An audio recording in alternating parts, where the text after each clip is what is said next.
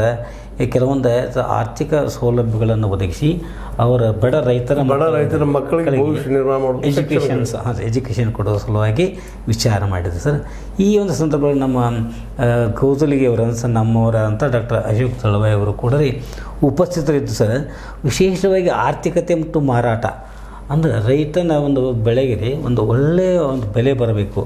ಅವನಿಗೆ ಏನಾಗುತ್ತೆ ತಾನು ಸಂಗ್ರಹಿಸಿದಂಥ ಧಾನ್ಯಗಳನ್ನು ಇಟ್ಕೊಳ್ಳಿಕ್ಕೆ ರೀ ಅವ್ನಿಗೆ ಏನು ಸರಿಯಾದಂಥ ವ್ಯವಸ್ಥೆ ಆಗಬೇಕು ಅಂತ ಇಲ್ಲ. ಈಗ ರೀ ಮನೆಯೊಳಗೆ ಇಟ್ಕೊಳ್ಳೋಕ್ಕಂತೂ ಪೈರು ಆಗಂಗಿಲ್ಲ. ಆ ದೃಷ್ಟಿಯಿಂದ ಕೆಲವು ಮತ್ತು ರೈತರ ಆದಾಯ ದ್ವಿಗುಣ ಮಾಡಬೇಕು ಅಂತ ಹೇಳಿದೆ. ಯಾಕಂದ್ರೆ ಸರ್ ರೈತ ದ್ವಿಗುಣ ಆಗೈತೆ ಅಂತ ಹೇಳಿದ್ರಿ ಅಶೋಕ್ ತಳವಾಯಿ ಅವರು. ದ್ವಿಗುಣ ಅಂದರೆ ಸರ್ ಮಾಡಬೇಕು ಅಂತ ಹೆಂಗಂತ ಅದಕ್ಕೊಂದು ಹೇಳಿದ್ರಿ. ರೈತ ದುಡ್ದಂಥ ಒಂದು ಇದು ಬೆಳೆ ಕಬ್ಬು ರೀ, ಅದನ್ನ ಇದನ್ನು ಮಾಡ್ತಾರೆ ರೀ. ನಂತರ ಅದನ್ನು ದ್ವಿಗುಣ ಮಾಡೋದಂತಂದ್ರೆ ಸರ್ ಬೇರೆ ಬೇರೆ ಇದನ್ನ ಹಾಕ್ಕೊಂಡು ಅದರ ಲಾಭ ಬೇರೆದವ್ರು ತೊಗೋತಾರೆ, ಆದರೆ ರೈತ ಮಾತ್ರ ಅಷ್ಟೇ ಉಳಿತಾನೆ. ಹಂಗಾಗದೆ ಸರ್ ರೈತಗನ ಆ ರೀತಿಯಂಥ ಒಂದು ಅನುಕೂಲ ಮಾಡಿಕೊಟ್ರಿ ಅಂತ ರೈತ ತನ್ನ ಬೆಳೆಯನ್ನು ದ್ವಿಗುಣ ಮಾಡ್ಕೋತಾನೆ ನಾವು. ಅಂದರೆ ಈಗ ಒಂದು ಹಾಲು ರೀ, ರೈತಂದು ಹಾಲು ಇದು ಮಾಡ್ತಾರೆ ಸರ್.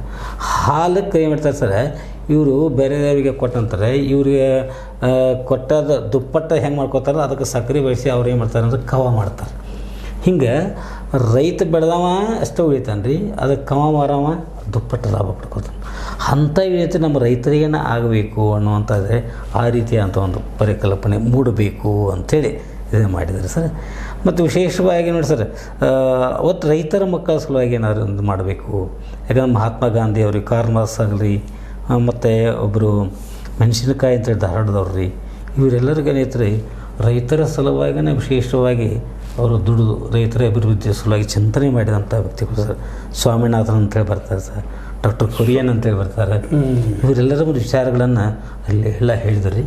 ಜೊತೆಗಳಿಗೆ ಏನು ಮಾಡಿದ ಸರ್ ತನ್ನ ಎಷ್ಟೇ ಒಂದು ಭೂಮಿ ಒಳಗೆ ರೀ ಇಂಥ ಫಲದಾಯಕ ಒಂದು ತೋಟಗಾರಿಕೆ ಬೆಳೆಗಳನ್ನು ಬೆಳೆದಂಥ ಕೆಲವೊಂದು ರೈತರನ್ನು ಅವರು ಕರೆಸಿ ಅವರಿಗೊಂದು ಗೌರವ ಕೊಟ್ಟರೆ ಸನ್ಮಾನ ಮಾಡಿ